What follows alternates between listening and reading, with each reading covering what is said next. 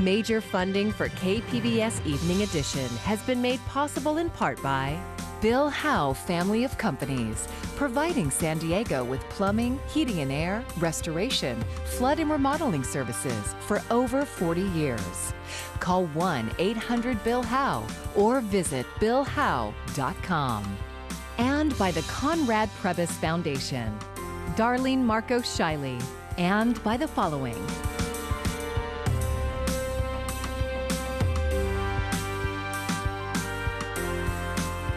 And by viewers like you. Thank you. We're seeing a lot more green on airport screens today. Thanks for joining us. I'm Maya Trabulsi, and that means more Southwest planes are getting in the air at San Diego International and beyond. It's the story that's dominated the news this week. The airline has taken a hit to its reputation for leaving holiday travelers stuck at airports since the Christmas holiday. Extreme weather was the initial problem, but problems with internal scheduling systems created the scenes that we have seen all week. Isabel Rosales updates us on how the airline is finally making some progress. It's been holiday travel hell week for Southwest customers. This has been a crazy time. Thousands of canceled flights. Our next available seats for rebooking are on the 31st and beyond. Hours-long delays and lost luggage. But now, Southwest flight status boards in the green. While the airline's flights may be going smooth, the same can't be said for its reputation. They lost 1,000-something bags. I've been watching the news. Now they want us to still get them our bags. Is that crazy or what? They better give me some compensation for a week. Transportation Secretary Pete Buttigieg warning the airline could face tens of thousands of dollars per violation per passenger if it doesn't make good with refunds and expenses. Our department is going to do everything it takes to hold them accountable for their treatment of their passengers. Airline CEO Bob Jordan vowing Southwest will go above and beyond for the customers they left stranded across the U.S., many never making it home for the holidays. I'm extremely sorry for that. There's just no way almost to apologize enough. We'll be looking at and taking care of things like rental cars, hotel rooms, meals, booking customers on other airlines. Southwest promises to make good after the travel nightmare. Some passengers ready to leave this nightmare behind in 2022. I'll try to go have some fun on New Year's Eve. They didn't just, no, I ain't gonna let them spoil my day. I'm Isabel Rosales reporting. Now, the initial crisis for Southwest is easing, but it's got a lot of work to do. Coming up, Miro Kopik will weigh in on that, what Southwest needs to do to rebuild its brand, and that comes up in the Friday Business Report. A new year is bringing new leadership in parts of San Diego County. Tonight, we're getting to know two mayors recently elected. In National City, a familiar face is returning to the job he once held. He will have that story from Gustavo Solis in a moment. But first, let's go to North County reporter Tanya Thorne, where Escondido is seeing a generational shift at City Hall. Earlier this month, Dane White made history in Escondido as the youngest mayor to take office. Congratulations, it is official. Thank you. The first time I saw Back to the Future, when Goldie Wilson is sweeping the floors in the restaurant, he says, "I'm going to be mayor." And ever since then I thought, yeah, that's right, I'll be mayor. But not in any sort of seriousness. Originally, his eyes were set on city council, not becoming mayor. And then when it was clear there was no Republican stepping forward for mayor, we started putting out feelers and ultimately decided that it was winnable if we were willing to put forth the work. And the work paid off, giving the victory to White. Thank you. But now, he says it's time to get to work in the city he grew up in. His priorities for the next 4 years? Public safety, public works, and addressing homelessness, something he's experienced firsthand. Ended up, becoming addicted to drugs, drinking a ton of alcohol, and ended up homeless right here in Escondido. His perspective on the complex issue? There are some folks who have a hard time accepting the fact that there are people on the streets who don't want help, who will never accept help, and will always be on the streets because that's the life that they prefer. And we will never find a solution for that. On the other hand, White says some want help, but don't know where to turn. And that's part of the issue, too, is we've got to direct people on where they need to go to get help, but we also have to be willing to provide more of that help. In recent weeks, White has been conducting ride-alongs with law enforcement on the front lines to see what they are facing and what resources are needed. While homelessness is only one of the problems many cities face, White's intent is to leave Escondido better than he found it. Escondido is ripe with opportunity, and I hope that we take advantage of some of that and make this a better place for all of us. Tanya Thorne, KPBS News.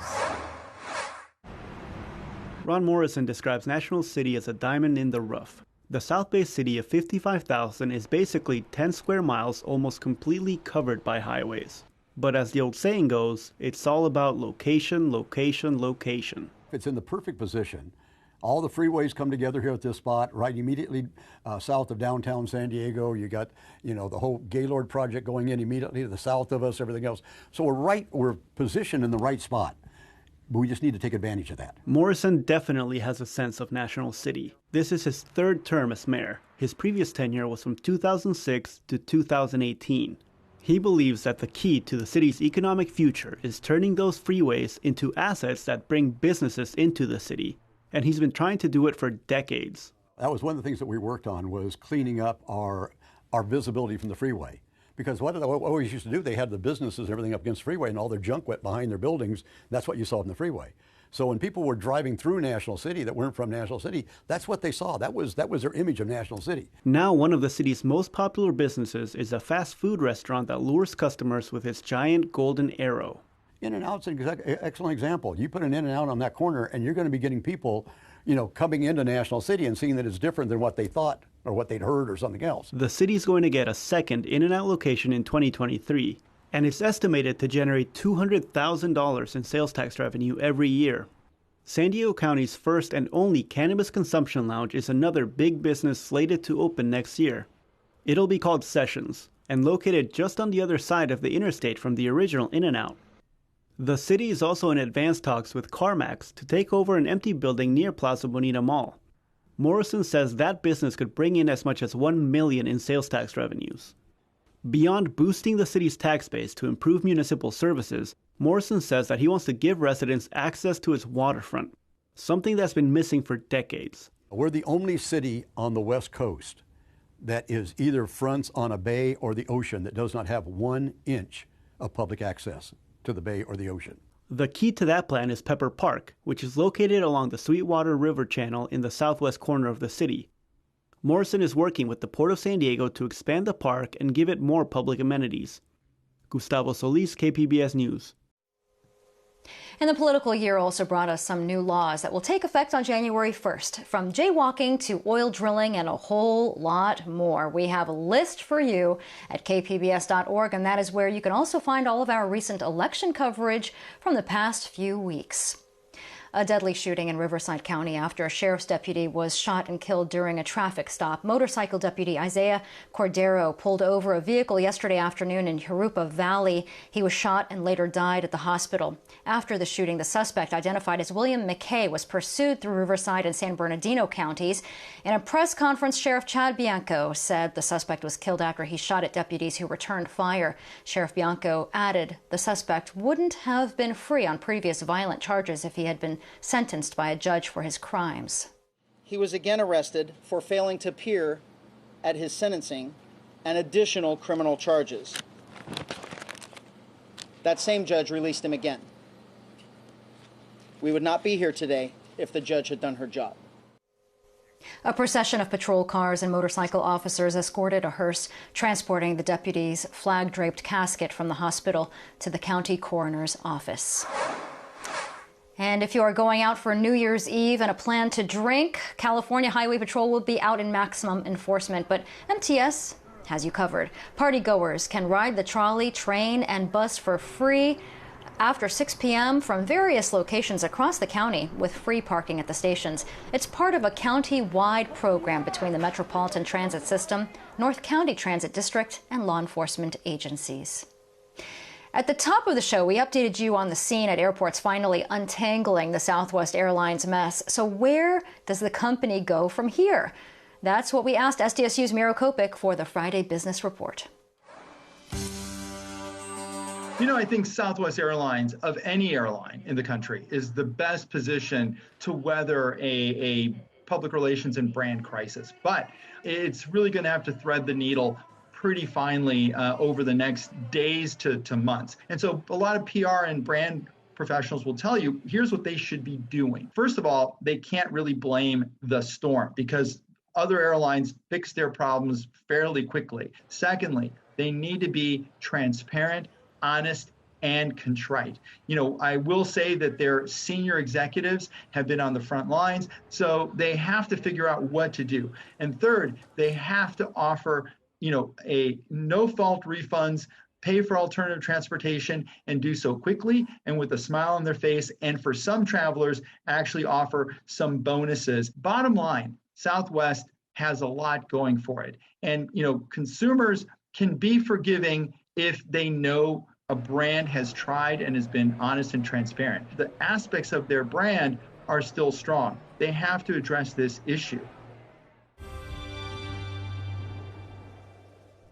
As we check out our weather headlines, our mostly cloudy, cool, damp weather continues, but then a stronger storm, a winter storm, sweeps rapidly through here late Saturday into Saturday night, and it departs the scene on Sunday. It's all parts of an atmospheric river. What's an atmospheric river? Well, narrow columns of tropical moisture, and it enhances the rain and the snow here across the west, and that atmospheric river shows up nicely on this moisture chart.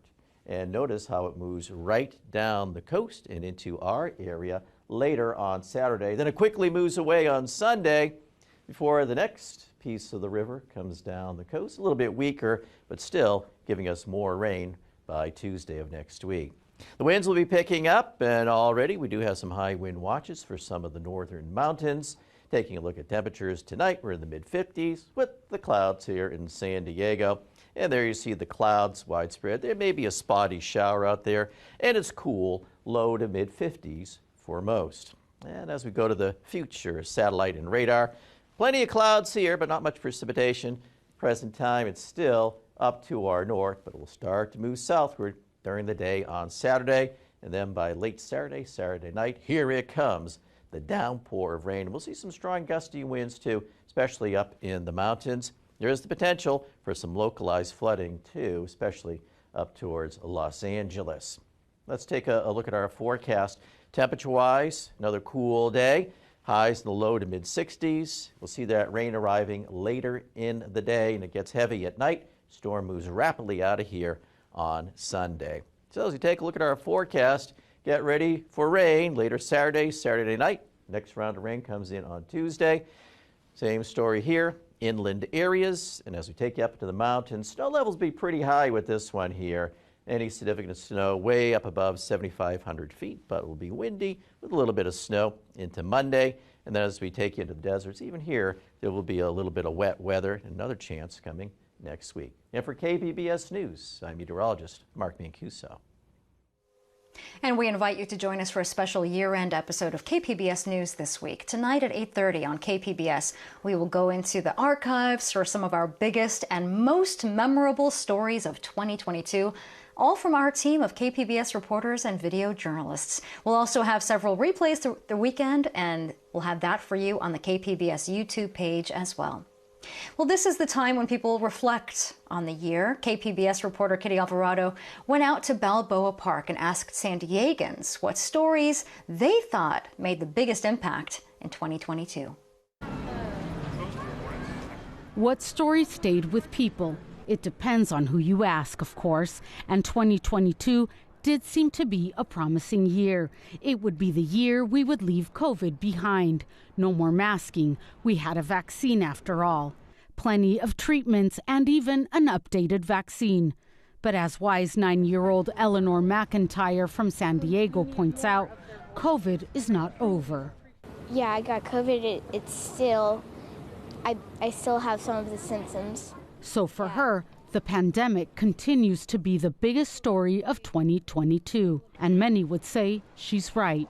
But her dad, Charles, disagrees. I would say the biggest story was probably the midterms, just coming off of Roe v. Wade. North County resident Jay Boyd says the war in Ukraine struck a chord, making it his top pick for story of the year. I think the biggest story of the year is the Ukraine and their fight for democracy. And it's akin, in some strange ways, to the fight for democracy that we're all engaged in from time to time, including our own country. Alessandro Costa says housing is the biggest story of 2022. We're probably going to move out of San Diego because we're at a point where we're ready to buy a house, but then you look around and try to buy a house and nothing is in your price range. I think the craziest story in 2022 was Will Smith's slap. Well, he opted for the slap seen around the world at the Oscars. He said it got a lot of people's attention, and it got a lot of people discussing topics like violence. Plus, we didn't really see it coming. I was like, everybody was in shock at that moment. But Robertino Rodriguez says the biggest story of 2022 is the Southwest fiasco. It's huge to him and his loved ones because it's still happening now. And I had a few friends who stayed at my place because they couldn't get home. And they're still kind of waiting to see if they're going to get home or not because the flights are still being canceled at the airport. So they might have a 2023 here? They're going to, unfortunately, a few of them are going to have a 2023 in San Diego, not back home. Well, that might not be so bad. Well, it wouldn't be because San Diego is the best city in the world. Thank you, San Diego, for sharing your 2022 with us. You've made our year memorable. Kitty Alvarado, KPBS News. And 2022 saw theaters fully reopen, but audiences were not quite ready to return in pre-pandemic numbers. But that did not stop filmmakers from delivering some stunning work that deserved to be seen on the big screen. KPBS cinema junkie Beth Accomando shares her top 3 films of 2022.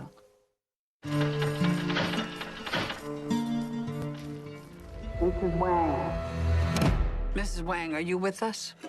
I am paying attention. Great, because I want to share my 3 favorite films of the year with you. Starting with this bold jolt of sensory overload. What's happening? And that was the question everyone was asking as Everything, Everywhere, All at Once was unleashed into the universe. Written and directed by the Daniels, individually known as Dan Kwan and Daniel Scheinert, the film explodes with chaotic energy and sucks you in like a black hole. Michelle Yeoh plays Evelyn, a put-upon laundromat owner whose problems take on existential dimensions as she's told the future of the multiverse depends on her. There's a great evil spreading throughout the many verses. And you may be our only chance of stopping it. Yeoh's stellar performance gives the film an anchoring humanity that makes us care, even though the universe tells us that nothing matters. Plus, who knew fanny packs could be so cool and lethal? My number 2 spot goes to David Cronenberg's glorious return to body horror in Crimes of the Future. Surgery is the new sex. I love seeing a 79-year-old filmmaker who's more radical and transgressive than his younger colleagues. He continues to push the envelope, not just in terms of content, but also cinematic form. I can feel you pulling things around in there. It's a brand new organ.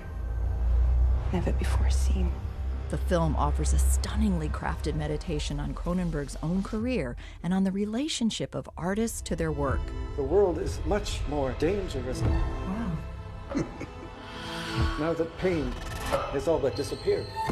But pain still exists for the artist, and it's an artist's commitment to his work, no matter what the cost. That's a key reason I give the number 1 spot to Phil Tippett's 30-year passion project, Mad God. Every frame of the stop-motion animation is dense with detail. It's bleak and dark, but also gorgeously seductive in its meticulous craftsmanship. It tells us that we're utterly insignificant and that nothing matters. But the film itself is absolute proof that art matters. So there you have it, my very personal and eclectic top picks for 2022. You can find my full list of the best and worst of the year at kpbs.org/cinemajunkie. Beth Accomando, KPBS News. And it's almost time to say goodbye to 2022, and that means remembering the moments and the stories that shaped our world. Here's Emily Schmidt with a look back. With all we faced in 2022, more of us faced it than ever before. We hit a global population record of 8 billion people. Even the youngest made news. Military aircraft flew in tons of baby formula from around the world to help a U.S. shortage due to a safety-related manufacturing shutdown and supply chain issues from the COVID-19 pandemic. The first day of 2022 shattered the U.S. COVID case record with more than 355,000 daily infections. May brought the 1 millionth U.S. COVID death. But signs of normalcy returned. Mask requirements on planes disappeared. 17 million kids under 5 were finally eligible for vaccination. Though a Kaiser Family Foundation survey found 43% of their parents said, not for their kids. Dr. Anthony Fauci held his last press briefing before stepping down. I've never left anything on the field. Retirement also created a Supreme Court vacancy. Justice Breyer, thank you for your service. Giving President Biden a chance to fulfill his campaign pledge, nominating the first black woman to the nation's highest court. I hope that it will bring confidence, it will help inspire people. Now, Justice Ketanji Brown Jackson joined a solidly conservative court with an unprecedented leak. In May, Politico published a draft opinion overturning Roe v. Wade weeks before the actual ruling. The scoop was accurate. The court outlawed the constitutional right to an abortion, flipping nearly half a century of legal thought in a year full of eye-opening headlines. Everything's going up. Gas prices went up. The average price hit $5 for the first time before dropping off again. Mortgage rates more than doubled. RSV hospitalizations 10 times higher than normal. Monkeypox, or Mpox, cases surged. Millions weathered record-breaking storms. Holy cow! A hurricane hunter flying into Hurricane Ian said it was the roughest plane ride ever. The Category 4 storm even more brutal on the ground in Florida. There was a surge and it took me to the middle of the yard, causing more than 100 deaths and billions of dollars of damage. All year, nature got the last word. Record flooding at Yellowstone called a 1 in 500-year event. Kentucky floods killed dozens. Ocean waves claimed North Carolina homes. Snow socked Buffalo and stranded Virginia interstate drivers for more than a day. Louisiana tornadoes, western wildfires, drought so extreme decades-old bodies were found in a record-low Lake Mead. Dinosaur tracks emerged in Texas, and more than 50 migrants died in a sweltering semi-truck abandoned outside San Antonio. This was a crime against humanity. Then, the world's largest active volcano erupted in Hawaii for the first time since 1984. Russia invaded Ukraine, destroying, displacing, disrupting, but not demoralizing. They do not know our people, do not understand our philosophy. Russia released Americans Trevor Reed and WNBA star Brittany Griner in 2 separate prisoner swaps. Queen Elizabeth II marked a 70-year reign, longer than any monarch in British history. June, jubilation. September, devastation. Just 2 days after appointing her 15th prime minister, the 96-year-old Queen's death rewrote the monarchy. Many said you will never see an event in the UK on this scale again. Unlike a too often repeated sight in the U.S. He went in there shooting. We ran, and suddenly everyone was running behind us, and people were just shot. When are we going to do something? Mass shootings in a Buffalo supermarket, at a suburban Chicago 4th of July parade, and so many more. U.S. government data put the gun-related death rate at the highest in decades. No place seemed to be safe, not even a Texas elementary school, 2 days before summer break. That should never, ever happen. 19 children, 2 teachers killed in their classrooms. When President Biden visited, the crowd pleaded. 1 month later, God willing, it's going to save a lot of lives. He signed the first major gun control legislation in decades. Congress also passed a $750 billion health care, tax, and climate bill. And the House Select Committee investigating the January 6, 2021 insurrection went prime time. 20 million people watched the first of 8 hearings trying to tie former President Donald Trump to an attack on the Capitol and democracy. Separately, the FBI executed a search warrant at Trump's Mar-a-Lago residence. Upholding the rule of law means applying the law evenly, without fear or favor. It didn't stop Trump from announcing a 2024 run. In a political world where Democrats defied expectations and held on to the Senate, the House went Republican, ending House Speaker Nancy Pelosi's leadership. I will not seek re-election to Democratic leadership in the next Congress. 2022 proved change is constant. BlackBerry phones stopped working, iPod production discontinued, even as Apple became the first $3 trillion company, nearly 1,500 times larger than the record $2 billion Powerball ticket sold in California. Wordle joined our lexicon, Dolly Parton joined TikTok. Well, hello there. And her hashtag immediately got more than 5 billion views. Here's Dolly. Approaching 1 view for each of Earth's 8 billion people. That's our world in 2022. So is this. Seeing where stars are born, where the moon may take us. And liftoff of Artemis 1. As NASA said, we rise together, facing the year ahead. I'm Emily Schmidt reporting. And you can find tonight's stories on our website, kpbs.org.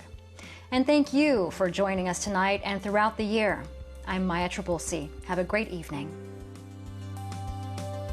Major funding for KPBS Evening Edition has been made possible in part by Bill Howe Family of Companies, providing San Diego with plumbing, heating and air, restoration, flood and remodeling services for over 40 years. Call 1-800-BILL-HOWE or visit billhowe.com. And by the Conrad Prebys Foundation, Darlene Marco Shiley. And by the following: